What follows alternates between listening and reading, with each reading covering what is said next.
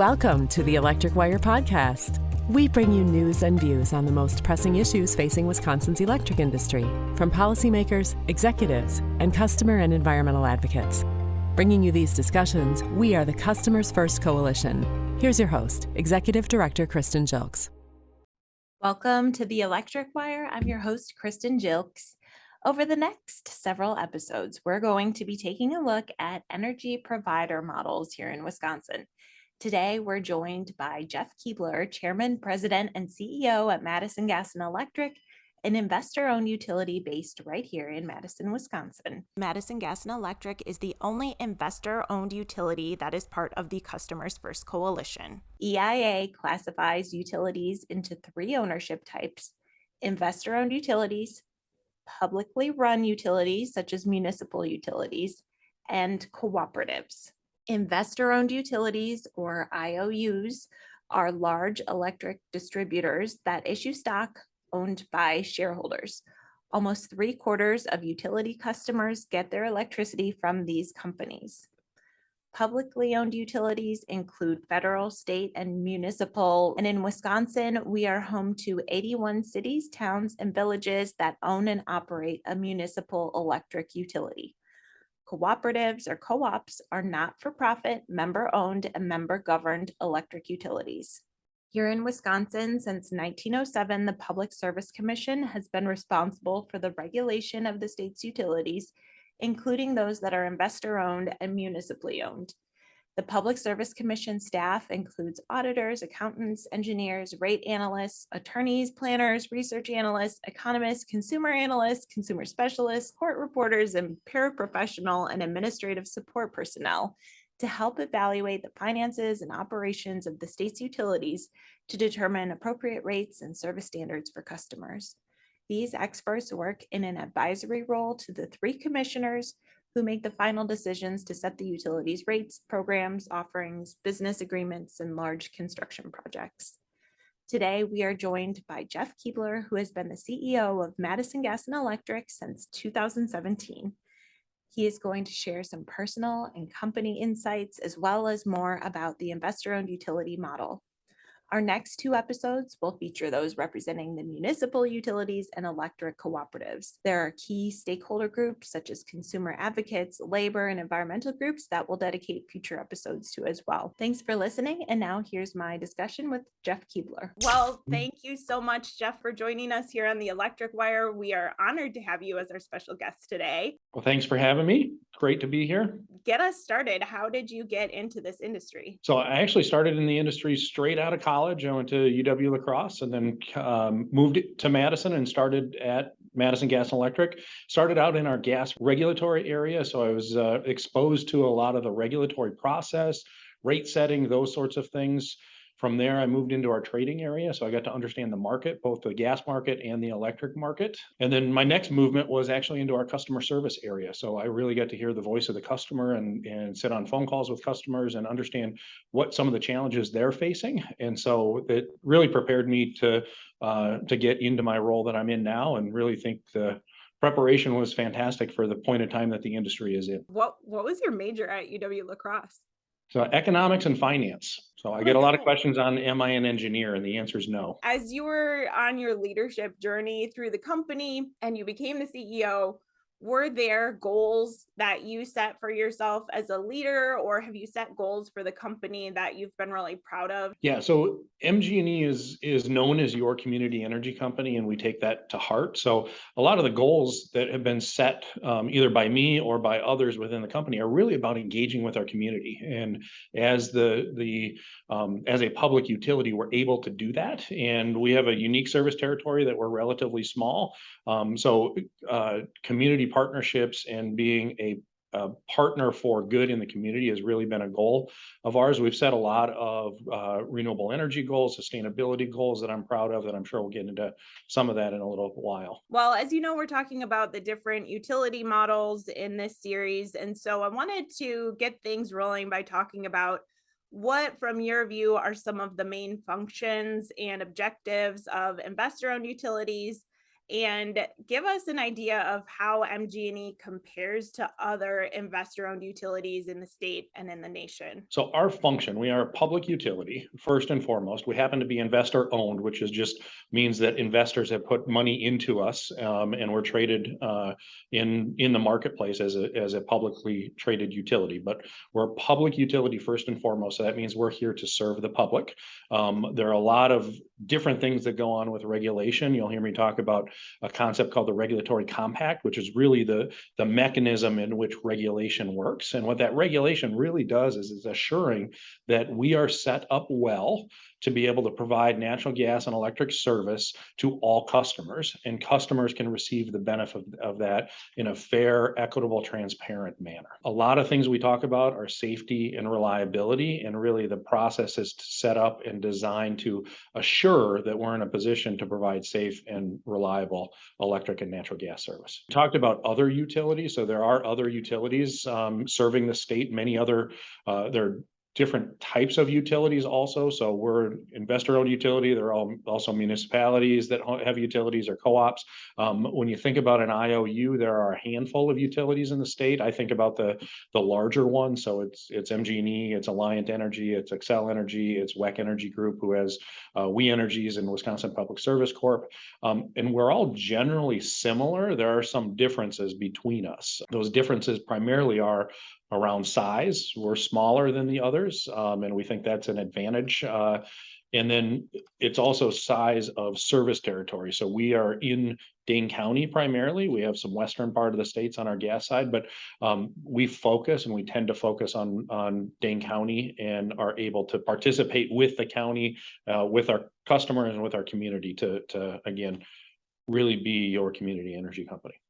Are there other groups you are in with other investor-owned utilities that help keep you united on the issues? Certainly, yeah. There are three that I would highlight. One is within the state of Wisconsin, there's Wisconsin Utility Association. So we're a member. The other IOUs that I mentioned are members, and there are a number of other members in the Wisconsin Utility Association. And it's really making sure that we're aligned on state level and state process. There are two other national groups. One is the EEI, so the Edison Electric Institute, and one is the American Gas Association, or AGA.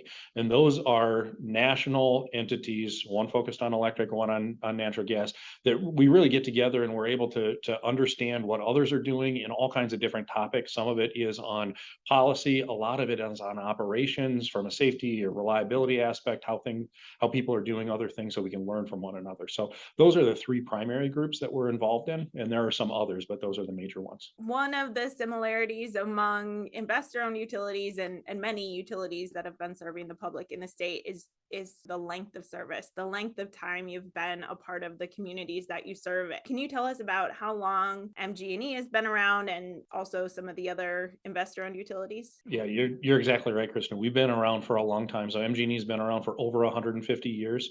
The primary municipality that we serve is the city of Madison, and we predate the city of Madison by a couple of years. So Wow. long history, long partnership, and we're really ingrained within the community. Our employees live and work in Dane County, and so we're really ingrained within the community. That's true for Madison Gas and Electric Company. That's also true for the other investor-owned utilities. Every investor-owned utility has been around or has its roots in serving the community for a long, long time. Maybe you could explain what vertical integration means and how that affects the way you function. Yeah, so vertical integration, there's really three things you need from an electric perspective. You need generation, you need transmission, and you need distribution. So generation is the creation of electricity. Transmission, think of it as like the highway system. It's moving electricity along longer areas, bigger wires, and then the distribution is really like our local roadway. And it's how we get energy to individual customers, homes, and businesses. And so you need all of those, and you need all of those working effectively, efficiently, and together. And so we are vertically integrated. We own generation and we generate electricity. We are also a part owner of American Transmission Company. So 20 some years ago, American Transmission Company was founded, and it was really a combination of the utilities coming together and saying, we need a transmission utility so that they can focus on the transmission issues. at that point in the state, there were some reliability issues that were going on. And so this was a better way of managing the transmission system. So we're vertically integrated as part owner, but also customer and partner of American Transmission Company. And then we own the local distribution system that we take the power from the transmission system and we deliver it to our customers. So how has the way that you've generated power changed over the past couple decades? It's actually changed a lot. So when you go back in time, power has been generated the same way effectively for 100 years or 150 years. And the method of doing it has been, you've changed the input, but really the method of doing it has been the same.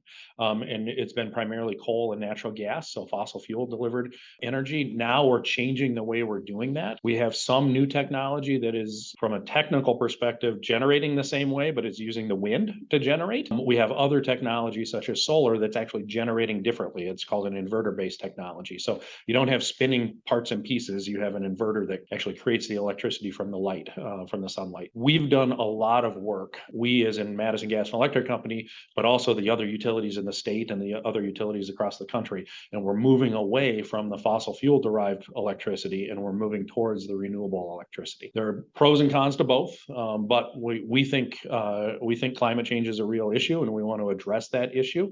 And so one of the ways that we do that is through the cleaning of our generation mix. And so that's why we're moving to renewable energy. And we can do that in a really safe, reliable, and affordable way for customers. I know in the industry, we'll often talk about centralized generation versus distributed generation. Did you want to offer any thoughts on that? Certainly. Yes, because it is a change, and I'm glad you brought that up. So it used to be that the transmission and the distribution systems were designed to move power from what they call centralized generation stations. So these are large-scale generators, and they're typically outside of what we call load centers. So think of that as cities.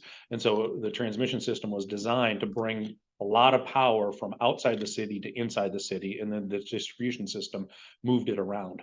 With renewable technology, and frankly, with some of the fossil fuel technology on a smaller scale, we're able to transition from large central service stations to distributed stations. And so we're able to have generation along the transmission system. We're able to have generation connected to our distribution system. An example that if you're in the city of Madison, you can actually drive out to Fitchburg, and we just put in a 20 megawatt solar array. We call it the O'Brien solar fields. And so that's connected to our distribution system. And so there are different ways of doing that. Some people think that that means that the transmission system is no longer relevant or that there's not as much of a need. That's actually not the case, because what we know about renewable technology is it operates when its fuel source is there. So when wind is blowing, wind generation operates. When the sun is shining, the light from the sun allows us to get solar energy from solar arrays. When those aren't happening, we need to bring power in from other areas. And so the transmission system is just as important as it always has been. It is being redesigned, and you see a lot of transmission build happening now to adapt to the new way that generation is happening from that central service to the distributed model. You mentioned briefly the regulatory compact, and Madison Gas and Electric is a regulated utility, just as all of the other investor-owned and municipal utilities are here in Wisconsin. So I want to know from you, what does it mean to be a regulated utility, and what does that mean for your customers? There's a lot of detail we could go into. I'm not going to go into all that detail, but Yes. First and foremost, I think it means a number of things. One, it means a model in which there's consistency among rules, among how things are done. There's standards that have been developed. So standards, guidelines, rules, pick your term, but it's how we operate, and in turn, how customers can expect to receive service from us. There are a lot of things embedded in that. The processes for safety, the processes for customer service and customer protection are embedded in that. Our need to have sufficient resources, so whether that's distribution, transmission, or generation, and the Public Service Commission oversees all of that, and they regulate us on all of that. Another important aspect is that there is an obligation to serve. So I have an obligation to serve customers. And if a new customer wants to connect to my system and I have a system there, I am going to connect them. It doesn't matter who they are or what they're doing. I am obligated to connect them. So it really allows access for all, which is an important part of what we're doing. Then the last thing I just want to touch on, and then I can go into any of that you want me to, but it also allows a method for implementing policy. So whether that policy is coming from the state, from the legislature, or from the commission, think of energy conservation. We've had energy conservation policies for a long time. The regulatory model allows those policies to be implemented, and then I will take those and I will implement those with my customers, whether that's offering programs and services or providing information or whatnot to our customers. So when we talked about your being regulated by the Public Service Commission of Wisconsin, tell us what that involves. How do they regulate you? What information do they have access to? And, how much control do they have over rates and rate classes and things like that? So they have access to a lot of information. In fact, they can ask us any question and we'll provide them information. There are a lot of filing requirements that we have. So we file a lot of information. There's a couple of different buckets, I would say. One is the customer protection bucket. So how are we doing from a customer service perspective? How are we answering customer calls? Do we have customer complaints? So that's one piece, and we file information periodically. We have routine communications with the Public Service Commission on those sorts of things. But that goal is really to assure that customers are provided the service that they should be provided, expect to be provided, and that all customers are provided service. You mentioned specifically the rate making process, and so I'll dive into that for a moment. So we do go into the Public Service Commission. They have authority to set our rates. We don't decide what we're going to charge. We can control our costs, and we then will make a filing. And that filing will look at all the costs that we have, as well as the allocation of those costs to individual customer classes. So that process happens on a routine basis. Typically, it's every year or every other year. It's a very transparent process. There are interveners that come into the process. So anyone can intervene, but these are other groups. And there's consumer advocacy groups in there. There are other groups. There's environmental groups that come into that process. And everyone has access to the information. They look through everything. It's almost like a court process, if you will, where we have testimony that's due, we have briefing, we have a decision that's made ultimately by the commission. Customers, any individual customer can participate in that process, and they can participate in that either through the process I just described, or there's a separate process for consumers if they'd like to be involved in that. They can come to a hearing process, or they can file comments on the Public Service Commission's website. I was going to ask about that angle as well. Like, what level of involvement do customers have in your rates or in your programs and offerings? How do you get that feedback from them? Let me do one other thing that I want to just make sure I touch on, and that is when we talk about the regulation, there's another bucket to regulation, and that is in the design of programs, it's the building of generation, those sorts of things. So the Public Service Commission approves when we go out and build a new generator, whether that's a large scale generator or a smaller generator, and typically solar or wind or what we're there now. There's a process similar to a rate process that the Public Service Commission approves that. They have to deem that it's in the public need, that there's a public need and necessity for that, those sorts of things. So there is a process there for that. In addition to that is a process for reviewing the products and services that we offer. So embedded in that, and when a lot of people think we offer two products, we offer natural gas and we offer electricity. That's true, but we offer it in many different ways. So we have programs on, and I'll touch on the electric side. We have programs on the electric side for people who have smart thermostats and they want to engage with us on smart thermostats. We have electric vehicle programs and EV charging programs. We have solar programs that will allow customers to take advantage of solar in our service territory. So those are the programs and service offerings that we have. Customers are heavily involved in that. We don't do anything without talking to our customers, reaching out to our partners, and those partners are commercial customers, they're residential customers, they're community groups, whether that be nonprofits, whether that be municipalities. So we have a very open process to talk to customers to understand what their needs are and how we can meet those needs. Once we determine that we want to offer a product to customers, then we go through a process that's very similar to the rate case process where we file information with the Public Service Commission. There can be interveners in that process. And ultimately, the Public Service Commission determines whether or not we can offer that product. And what they're looking at is cost. Is the cost justified? Is it going to the right people? Should there be changes in the design or methodology of that? And is it accomplishing the goals of the regulatory compact? Okay, one of the questions I get sometimes, and I'm hoping you can just give an answer to, how do you make a profit? Are you guaranteed a profit? And when you make a profit, who benefits? It's a question I'm asked quite a bit as well. So Yeah. yes, we can make a profit. A profit is not a bad thing. It's really a recovery of the investment that people have made in us, our investors have made in us. So we are not guaranteed a profit at all. We are given the opportunity to earn that profit. And it goes through the regulatory process, the rate case process of setting the rates and determining what an authorized return on investment is. We have two vehicles primarily for financing. We have equity, which is what our investors have invested in us, and then we have debt. And so the Public Service Commission looks at what should the right amount of equity and debt be, what should the returns of both of those be based on market prices and what's happening in the marketplace, and then they set that and embed that in our rates. And so when we collect those costs from customers, there's a component of it that is a return on the investment people have made in the utility.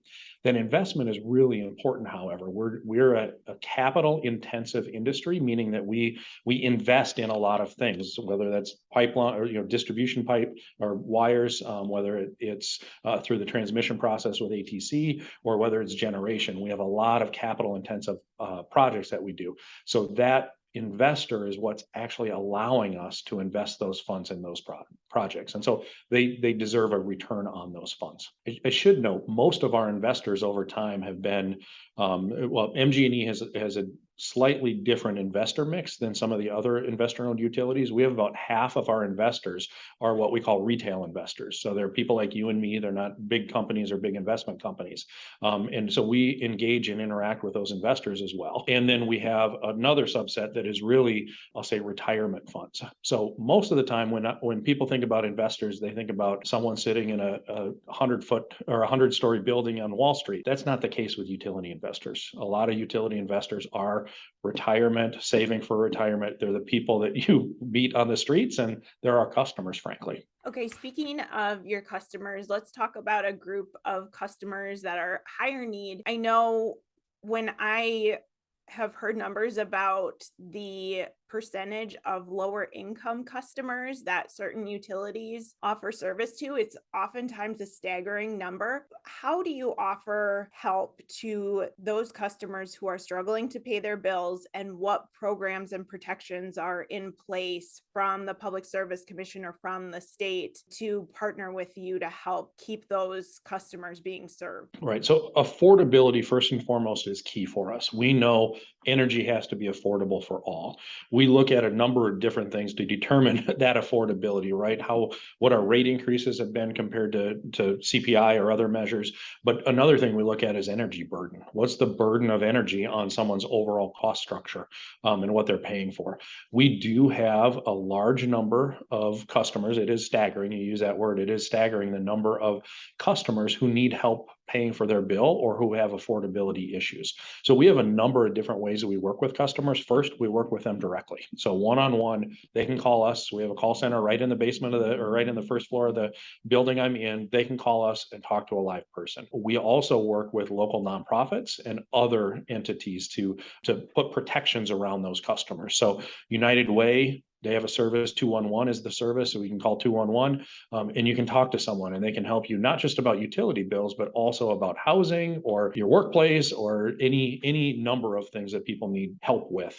So those are big deals for us. There's other entities out there as well that we work with. Energy Solutions Inc. is one, or Energy Services Inc. I'm sorry. And they're really on the affordability side, and they're really trying to help people who need help. They can pool dollars together and bring dollars to the table to help people pay their bills. There are a lot of state and federal programs that are also out there. So we work with customers on all of those.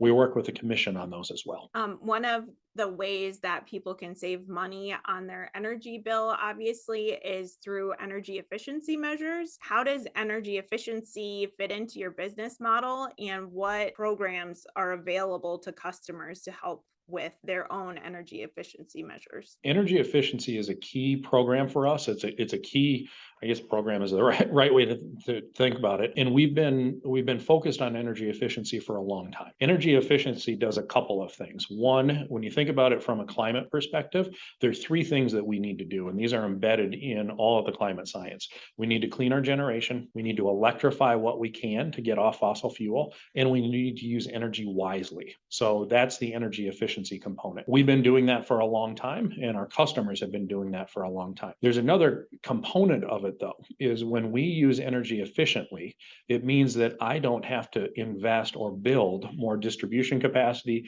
or more generation capacity that's really not needed, but for customers' usage, right? So if we can use energy more efficiently, then I don't have to build as much and our overall cost structure goes down. Also, when an individual customer uses it more efficiently or is able to reduce usage, then their bill will go down because they have less usage, and part of our charges are based on a usage perspective. So that's the overall concept of energy efficiency. And so we do have programs and service offerings that allow customers to take more control over how they use energy. Some of those things and I should also say we partner with others. So Focus on Energy is a big partner of ours from an energy efficiency perspective. And they also have programs, they have rebate programs and other things that we work with them and connect them with our customer base. So some of the things like that I mentioned earlier, a smart thermostat program. So that's a great way. Customers don't even realize that their smart thermostat, and through some of the messaging that we provide to that smart thermostat, that they're actually saving energy. It's dialing down or dialing up depending upon the season you're in, and we're able to reduce energy, and customers aren't impacted by that other than they see a reduction in their bill. Jeff, do you think that MG&E has been able to keep up with some of the changing customer expectations around electrification and EVs, DERs, smart thermostats? The short answer, yes, I think we have. I'm a little cautious because there's a lot more room to grow and more things to do that are coming down the road at us. But when we talk to our customers, I believe we're meeting their expectations at this point in time. We've been able to understand the new technology, right? We're not a developer of new technology, but we're a user and implementer of that technology. And so we've done a lot of work. MG&E is an example. We have one of the largest public charging networks in the country. When you look at it on a per capita basis,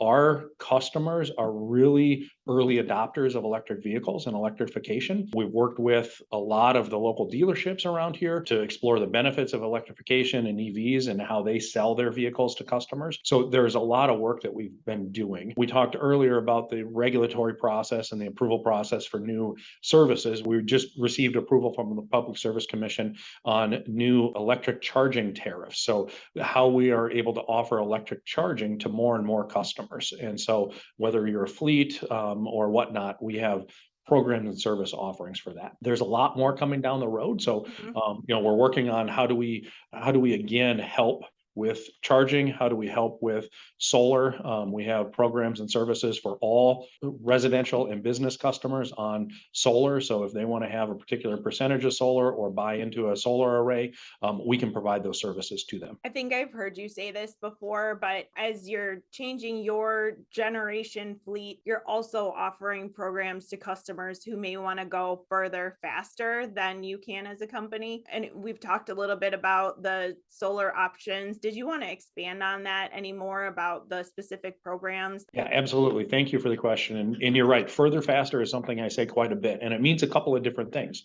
But first, it means that if we can go further faster towards achieving our carbon reduction goals, usually by working with our customers, that's what we're going to do. And we've been very successful in that. We've doubled our carbon reduction goal. Originally, we had a goal of 40% reduction in carbon by 2030, and we're now at 80% reduction in carbon by 2030. And that's really due to partnerships with our customers. The other one is we can help customers go further faster than what we're even doing. So when you think about a customer, and let's just fast forward to 2030, if someone says they want to be 100% carbon-free energy at that point in time, we're going to have you at 80% carbon reduction already. And so you only have to think about the next 20%. And we have service offerings for that. For residential and small customers, we have what we call the shared solar program. So we build a solar array in our community, and you can take shares of that through the regulatory process. We also have what we call a renewable energy rider. It's for larger commercial customers where we can develop tailored renewable energy solutions for individual customers. So we've been successful in both of those programs, and would love to talk to anyone who wants to know more information about those. How that dovetails with the regulatory model, as we were talking about your recently approved EV options, and also with these shared solar and renewable energy rider options. These are set up in a way that protects all other customers from feeling the impacts of customers who are choosing to adopt these technologies at a rate that's faster than what MG&E is doing economically for the rest of its customers. Absolutely. That's a very good point. Because this is all going through the regulatory process, the regulators and anyone else through that intervener process that we talked about earlier, they can come in, they can look at these. And one of the key factors that we are looking at and the commission is looking at is who's bearing the cost of those programs. And those costs of those programs should be assigned to the people who are receiving the benefit of those. And so that's a huge component of the regulatory process to assure that the right customers are paying for those costs. Got And it. it also assures that we're offering the programs in non-discriminatory fashions, that they're available to all customers who Right. qualify for those, and all of those other consumer protections that are so valuable that normally we don't think a lot about because they're there. But that's one of the main benefits of the regulatory model. Jeff, what do you see as the future of investor-owned utilities and your customers? I see a bright future. At a really high level, I don't see changes. And so let me explain that for a moment. We've been here for 150 years, and our goal is to provide safe, reliable, affordable, sustainable power and natural gas, electricity and natural gas to our customers. And we have an obligation to serve, not just serve each customer, but obligation to serve our customers in the way they want to be served. And so that's been true 100 years ago, 50 years ago, 10 years ago, and it'll be true for the next decade to 100 years from now. I think the manner in which we do that and the opportunity and options for programs and services for customers is changing rapidly. And that's where I think we have a really good perspective on how to achieve that for all customers. We want to make sure that all customers can benefit from the new technology, whether that's electrification, whether that's solar, whether that's energy efficiency type technology. And the regulatory model is the way to do that. And we can do that through investor-owned utilities. The one piece I just wanted to touch on, when we talk about new technology, and we talk about most of this technology is at the customer location. So whether it's their car that's going to be connected to the grid at their location or another location, whether it's smart thermostats, whether it's smart appliances, those sorts of things, they all work really well, but they're trying to manage their own usage, right? So the car is going to manage its own usage, the Nest thermostat is going to manage its own usage, and it's going to be set up in a way to optimize itself. We need to be able to make sure that we can optimize across all of those technologies. So there's a concept that we talk about is the utility is the conductor. So we're not the musician who's playing, we're not that smart appliance or that car, but we're the ones who are helping coordinate all of that together. It's a really important role going into the future as we have more technology that's distributed throughout the grid. And it's a role that only the utility can play because we're the ones that have access to the information. We're the ones that can conduct in the way that we need to conduct. So I would say that's the one additional point that's really important to say and make sure that our customers and our community know about that. Our last question for all of our guests: if you had all the power in the industry, what would you do with it? So I had a sense you'd ask that question since you asked everyone that question. And I tried to come up with a really good answer, but I actually think we're doing what we should be doing. What we're doing is we're transitioning to a low carbon economy at the lowest cost for everyone.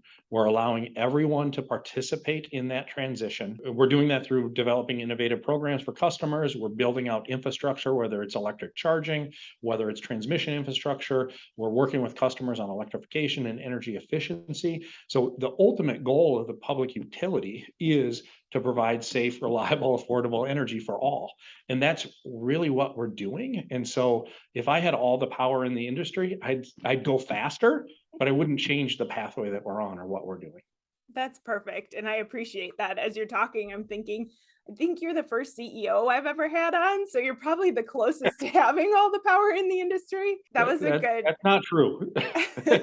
Good response, and I appreciate that. Well, thank you for having me, and thanks for working with Customers First Coalition and keeping the customer at the center of what we're doing.